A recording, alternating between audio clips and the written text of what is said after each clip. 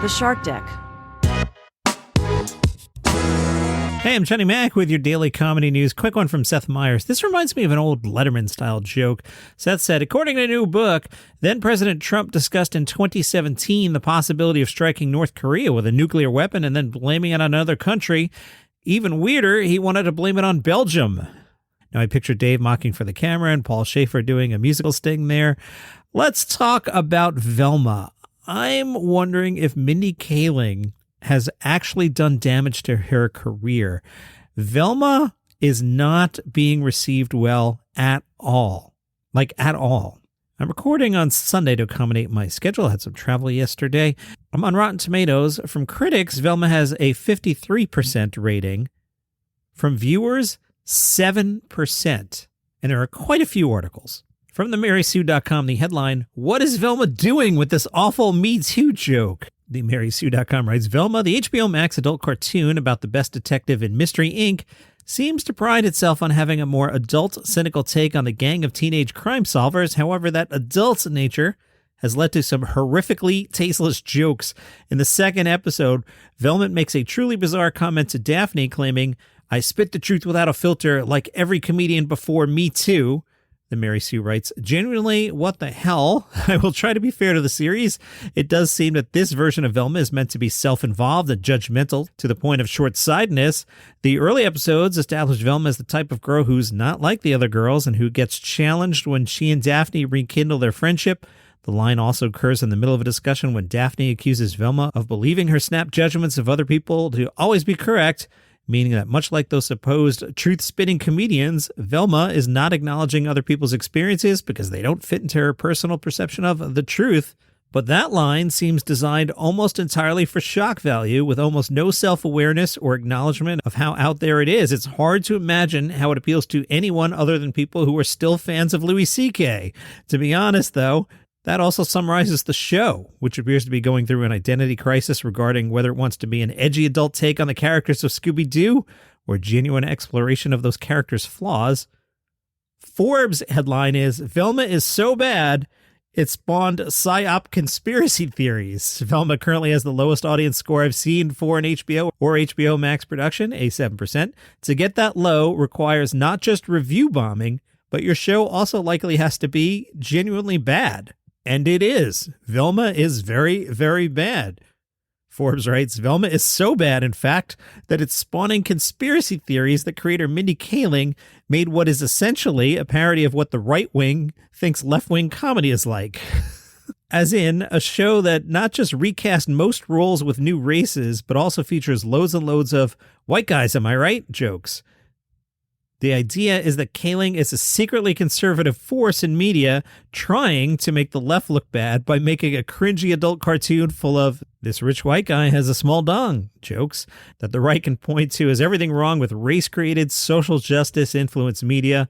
Velma is not defensible by any stretch of the imagination. It's just bad. I love this from Forbes. Making progressive jokes is fine as long as the jokes are good. They're not good.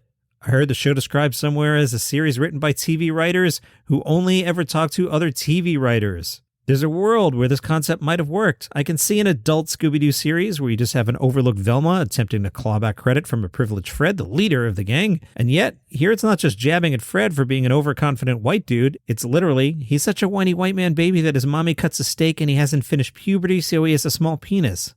Like, just no remote hint of subtlety or nuance or anything that can make the progressive humor work. The Scottish Daily Express went with, Scooby-Doo spinoff Velma isn't funny and is openly racist against white people. Wow. They write, the one white member of the gang, Fred, seems to always be the butt of the joke. In one clip, Velma publicly humiliates him based on his class and race. We're then shown Fred hilariously failing to cut food using a knife and fork because who's ever heard of an upper-class white person being able to use cutlery? That was the exact scene that made me bail on the show. I was kind of in the first 8-9 minutes, and when they got to that, I was like, I hate this show, and I'm never going back. Seems like I'm not alone. The Scottish Daily Express writes, the basic premise of the humor doesn't make any sense, apart from an adherence to the white man bad mantra of wokeism. At one point, Velma slips him a copy of The Feminine Mystique and inspires his great awakening and new obsession with the gender pay gap. Classic cartoon laughs. Glenn Howerton said, "Clearly, a big part of the show is the satire of it, and I just think that Fred was just a perfect vehicle to satirize white male entitlement, privilege, all things that are part of the social conversation right now. I think he was just too perfect of a vessel not to do that. It's not really the Fred that we know, but I think you can look at the Fred that we grew up with and go, I can see how that guy used to be that guy." I also saw an industry trade observe that HBO Max didn't pre-promote the show. Remember I mentioned last week, like, hey, Velma suddenly out?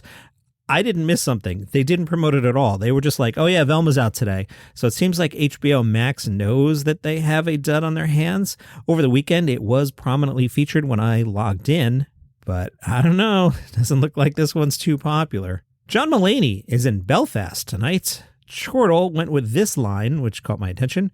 Belfast. Classy American comedian John Mulaney, the former SNL writer with several acclaimed stand-up specials to his name. Is John Mulaney classy? Because he dresses nice? Because he has a short haircut? Because they add the show plays against the positive, easygoing image he had, at least until his marriage publicly collapsed as he began dating actress Olivia Munn, with dark stories of drug addiction and rehabilitation. I'm not saying he's not classy. Classy isn't the first word that comes to mind for me with John Mulaney. Again, yell at me in the comments. I'm fine. Also overseas, Bert Kreischer. He was spotted alongside Connor McGregor in Connor McGregor's Dublin pub. Connor owns the Black Forge Inn. Kreischer had just played the 3 Arena in Dublin, popped on over to the Black Forge. They took a picture together. Get out your daily comedy news bingo card because I'm going to talk about Andrew Santino again. He was on Joe Rogan's podcast. He was asked about his views on LIV Golf. You know, this is the controversial rival golf tour that the Saudis are behind. Santino told Rogan, love it. Absolutely love it. He understands that people love the preservation and the history of the PGA Tour, but his take, the PGA particularly is mad because they're looking something in the face that's threatening them. They're more mad about business interests. Santino says the PGA Tour doesn't appeal to the younger players. I want some more freedom and fun. I want something different. He loves the idea of a competing golf tour and said, why do you need a monopoly of one league? As much as he loves LIV Golf, he says it's not going to be bigger than PGA, but it's an alternative that's fun. NOLA.com caught up with Sam Morrill, and they talked about the 2 times Sam left Tulane University. The first was right after he arrived on campus for his freshman year. It was days before Hurricane Katrina. Sam said, that was my introduction to New Orleans, immediate evacuation. He wound up spending that semester in New York City. I went to Columbia that semester. I wore my Tulane hat, and everybody was like, you poor thing. I was like, really? I just took a flight out. That got me way more sex than I deserved to get as a freshman. The second time he left, he transferred to NYU. That was less about a degree, but he wanted to get into comedy. He said there was no stand-up in New Orleans. There was one open mic, but it wasn't a place I could grow, so it was hard for me. I had a strong feeling that I wanted that. There was one open mic, but it wasn't a place I could grow.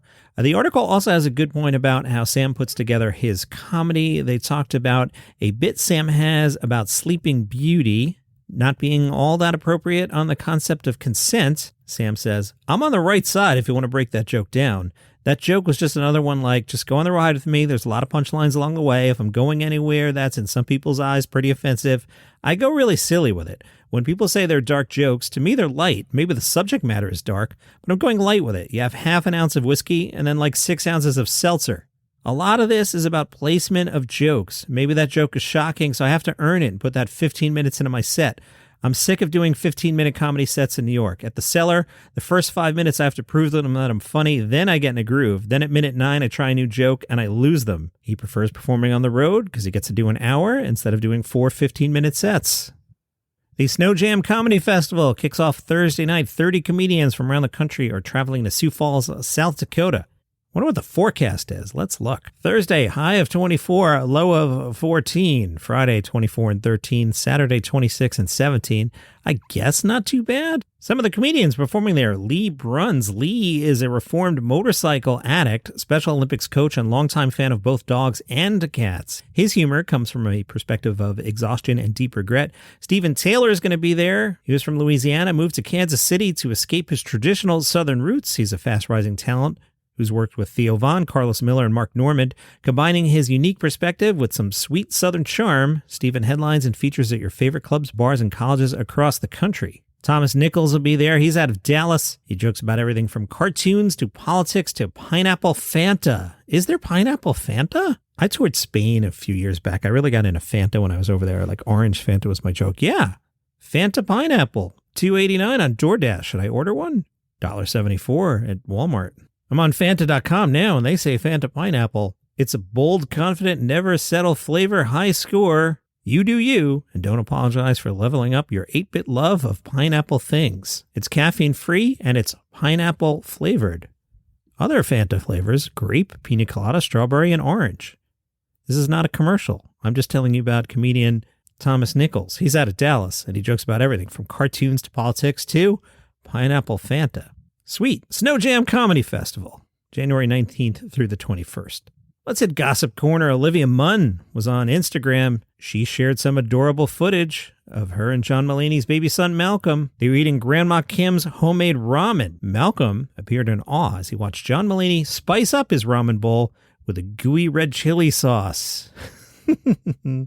And also on Gossip Corner, Celeste Barber is an Australian comedian who has gained worldwide fame and 9.4 million followers on Instagram thanks to her hilarious body-positive post comparing herself to other women in the entertainment industry. She did a photo shoot for Marie Claire. She's on the cover of the February issue. She revealed on Instagram she shot the photos while having a broken tailbone, joking in the caption, "She's professional." We see Barber leaning against a beach ball and standing on a paddleboard, holding on to trapeze rings. No details on how she broke her tailbone. And some of Northern Ireland's top comedians are going to, quote, knock the bollocks out of each other in a charity boxing event.